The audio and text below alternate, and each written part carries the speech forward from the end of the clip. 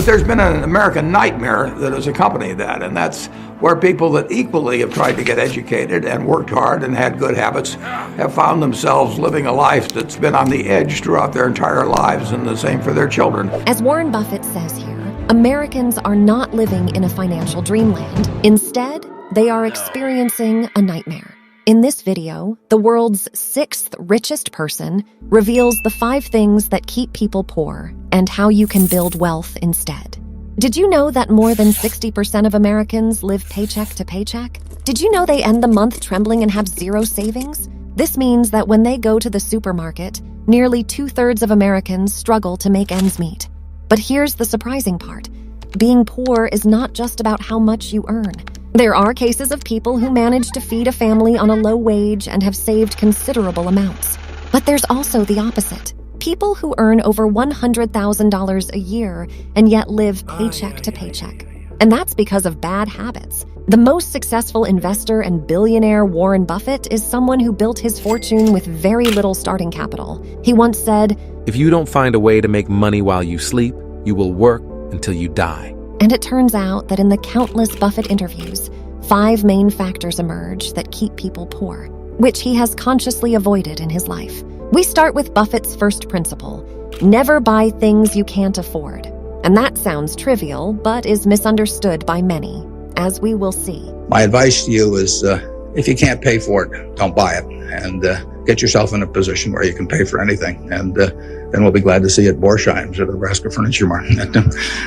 As Warren Buffett says, don't buy anything you can't afford. However, if you say, "Hey, I have $1,000 in my account," it doesn't mean you should go out and buy a high-end TV with that $1,000. You won't be in debt, but you'll have zero assets afterward. And this mindset, my income equals my expenses, that's wealth killer number 1. And that's why income doesn't determine whether you're poor or rich. Let's see what Buffett's partner Charlie Munger has to say about it. This business of controlling the costs and living simply, and that was the secret. How much money? Warren and I had tiny little bits of money. We always underspent our incomes, and we invested, and if you live long enough, you end up rich. It's not very complicated. A model for this modest lifestyle is Warren Buffett, who manages to live on $100,000 a year. And this is despite being ranked above Bill Gates in the list of the top 10 richest people in the world. On the other hand, if you earn $30,000 a year and spend $30,000, then you are poor in terms of your assets. If you earn $100,000 a year and spend $100,000, you are just as poor. So what's important is that you save a portion of your salary to be prepared for emergencies in the first step. The infamous broken washing machine, the dental crown, the car that breaks down. All these are things that can become extremely painful without an emergency fund set aside, more painful than the drilled teeth. Consumer advocates therefore recommend setting aside an emergency fund of 2 to 3 months' salaries. But the emergency fund is only the first step. Once it's established, the goal is to really build wealth, for example, through stocks or ETFs, and as early as possible. Warren Buffett himself has shared when he bought his first stock to emphasize how important it is to start investing early. On this March 11th, in a couple of weeks, it'll be 77 years since I bought my first stock. And I paid $114.75 for 3 shares of City Service Preferred. To illustrate this principle of don't buy anything you can't afford, here's a small example. I had a colleague who paid for his studies by waiting tables. He worked really hard and a lot, only to spend his earnings on expensive things in the end. He didn't just buy the essentials, he always had to have the latest iPhone. And it's not like he had any money left at the end of the month, despite all the hard work waiting tables. Instead of building up a safety net, he would regularly spend $500 to $1,000 on a new smartphone. So he not only had no savings, but he also had the stress of running tight at the end of the month or until the next payment from the restaurant job came in. To avoid getting into such a hamster wheel, there are various methods you can apply. For example, the 24-hour rule. With this, you wait 24 hours before making a significant purchase. This gives you enough time to reconsider the purchase and avoid impulsive spending. However, if it's about shopping habits that are hard to break, this rule might not necessarily help. Here, it might make sense to establish the pay yourself first method. With this, you transfer a portion of your salary or wages to a separate savings account that you do not touch. Making this a habit prevents you from spending all the available money in your checking account by the end of the month. By paying yourself first, you prioritize your financial goals and automate the saving process, for example, through a standing order to the extra account.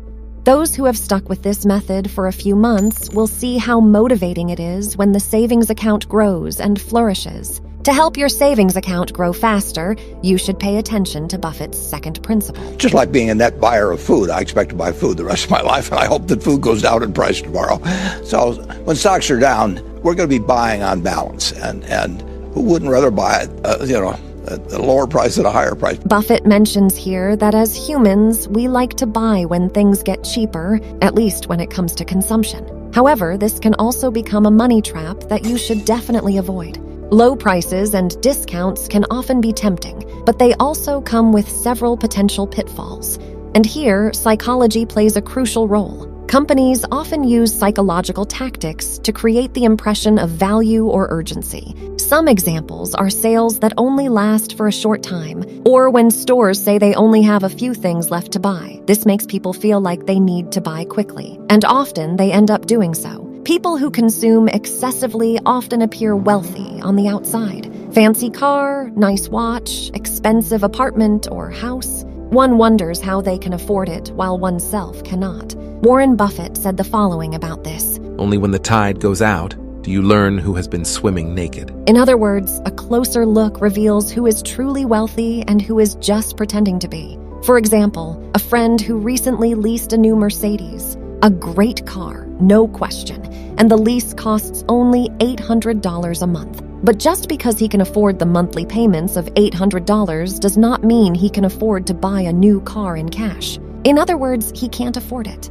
And this leads to an illusion, because through loans, leasing, or financing, one can spend more money than one can actually afford, because one is not paying the large sums for the things one owns. For example, $60,000 for a new Mercedes. The other one is from people who run up credit card debt, and they're facing bankruptcy, or they've been through bankruptcy once before, and they owe a whole bunch of money, and they can't even pay the interest, let alone pay any principal.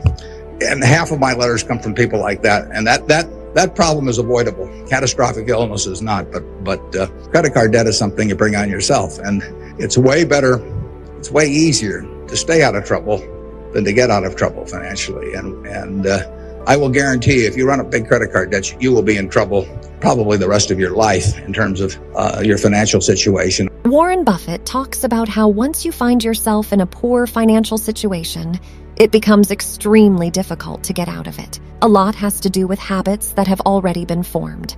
Buffett frequently repeats a wise old saying. Somebody once said that the chains of habit are too light to be felt until they're too heavy to be broken. One area that can be particularly tricky is offers with 0% financing. Nowadays, almost anything can be bought at a 0% financing rate and paid for in monthly installments. For example, you can buy a $2,000 refrigerator from electronic stores in monthly installments of $100. These installment payments can create the impression that you can afford much more. But in the end, you have to pay back the full amount. And if you have to pay not just $800 a month for a car, but also $100 for a TV and for many other things in the apartment, in addition to things like credit card debt or an overdraft account, then you'll either remain in debt forever or at least have a hard time building wealth. So don't let these money traps drag you down and keep you poor. If you can successfully avoid these traps, then Buffett's principle number 3 helps you: the power of compound interest. Yes, everyone had it in school, but we still don't really grasp it. Because humans are not designed to think exponentially, that's the hockey stick that goes steeply up after a while. Einstein is reputed to have said that compound interest is the 8th wonder of the world or something like that. And it goes back to that story you probably learned when you were in grade school, where somebody did something for the king, and the king said, "What can I do for you?" And he said, "Well, let's take a chessboard and put one kernel of wheat on the first square, and then double it on the second and double it on the third." And the king readily agreed to it, and by the time he figured out what 2 to the 64th amounted to, he was giving away the entire kingdom. So it's a pretty simple concept, but over time, it accomplishes extraordinary things. If you want your money to grow through this magical effect of compound interest, then you must understand two words that Warren Buffett masters better than anyone else. The first word is assets. These are things you own that put money in your pockets. The second word is liabilities. These are things you own that take money out of your pocket. Assets are things like stocks, which might bring you a dividend, or real estate that you rent out. Liabilities are, for example, cars, clothing, or your new smartphone. These are things that take money out of your pocket. The car needs fuel, has to be insured, and occasionally repaired. With the smartphone, a new model comes out eventually, or the battery dies, and you need something new. Financially less intelligent people buy more things that make them look rich. But mostly, these are liabilities, meaning these people aren't really rich. If you reverse this and start focusing on buying assets, then you can truly become rich. You can become so rich that you can easily accumulate liabilities because your assets make so much money that handling liabilities is effortless. This is clear from an example. A relative of mine had a choice 4 years ago, either to build a second small house for himself to live in or to use his money in another way. Renting out his house is absolutely out of the question for him. He was also very interested in finance and decided, after exchanging ideas with me over several months, to put his money into a broadly diversified stock ETF. This stock index, the MSCI World, made over 40% return from mid-2020 to today. Looking ahead, we can say that the global stock market doubles every 10 years with a historical return of 7 to 8%. For this, we can use the rule of 72, which says, divide your expected return by 72, and you get the approximate time it takes for your money to double in years. 72 divided by 7% equals 10.3, meaning it takes about 10 years at 7% for your money to double. Someone who invests $100,000 in the MSCI World, with 3 doublings after just over 30 years, has $800,000. After just over 40 years, already $1.6 million. Of course, the past performance is no guarantee of future profits, but this concept illustrates what assets can do. Assuming the historical returns of the MSCI World, it's likely that my relative has doubled his money in 6 years. And the great thing is, you don't need tons of cash to start investing in stocks. With just $10 a month, you can invest in an ETF like the MSCI World, which includes over 1,500 stocks from industrialized countries. This includes companies like Apple, Microsoft, Google, and Tesla. It's important to note that assets are not the same as money in a savings account, which we discussed at the beginning of the video. With a savings account, the money you earn from your income will hardly grow. And that's the income for which you work hard. And maybe you don't want to work that hard forever. You deserve the freedom to do what you want. For that, your money has to grow. And that's exactly what assets do for you. The more money you have in assets, the faster it will grow and the faster you will become wealthy. A simple rule to effectively use the power of compound interest is the 5-to-1 rule. That means for every $5 you spend on liabilities, you invest $1 in assets. If you spend $25 at McDonald's, then invest $5 in McDonald's stock. Or if you spend $20 on Diet Coke, then invest $4 in Coca-Cola stock. That's just an example to illustrate this concept. Of course, a broad diversification of stocks, for example, in an S&P 500 or MSCI World ETF with over 1,500 stocks, is the better way for most people. Speaking of which, what often keeps you from this better path are the media and social media, leading us to principle number 4, a flashy lifestyle. The sad reality is that social media exaggerates everything. Everything is presented in a better light. The guy flaunting with the Bentley or the expensive villa, he rents these things for a day. The young woman with perfect skin has 100 filters on her face. The guy with the impressive muscles is in optimal lighting and isn't that broad in reality. Back to money on social media. In fact, there are stories of people who have gone into debt just to look good on Instagram. The solution is simple. Avoid this flashy lifestyle. The money makes very little difference after a moderate level. I tell this to college students that I talk to. I mean, they are basically living about the same life I'm living. You know, we eat the same foods. I mean, that I can guarantee you. And there's no important difference in our dress. There's no important difference at all in the car we drive. There's no difference in the television set that we sit there and, watch the Super Bowl on or anything of the sort. There's really no difference in, they've got air conditioning in summer and I got air conditioning. They got heat in winter, and almost everything. So any importance in daily life, we equate on it. Look at Warren Buffett. Nobody recognizes brands on his suits. He eats modestly, occasionally indulges in a McDonald's visit, and still lives in the first house he bought nearly 70 years ago. So, find out what really matters in your life, what expenses truly fulfill you, and how you can build wealth at the same time. And then there's one thing that inevitably leads to you becoming wealthy. Principle number 5, long-term thinking. Here's a little story. In a small village in Oregon near Portland, Lena, a young woman, lived on a small piece of land she had inherited from her grandparents. The land was fallow, and many villagers said it was useless. Some advised her to sell the land and spend the money on a few nice restaurant visits. But Lena had a different idea. She remembered her childhood, picking apples with her grandfather. He had told her how a single apple tree could produce thousands of apples over the years. With this inspiration, Lena decided to plant apple trees on her land. She bought young saplings and began to nurture them. The first years were hard. The trees took time to grow and bore no fruit. Many in the village mocked her and said she had wasted her money. But Lena was patient. She knew that true investments take time. After 5 years, the trees began to bear fruit. At first, just a few, then more and more. Soon, she had so many apples that she had enough not only for herself, but also for the entire village. Lena opened a small stand and sold her apples. Over time, she also established a cider mill and sold apple juice and wine.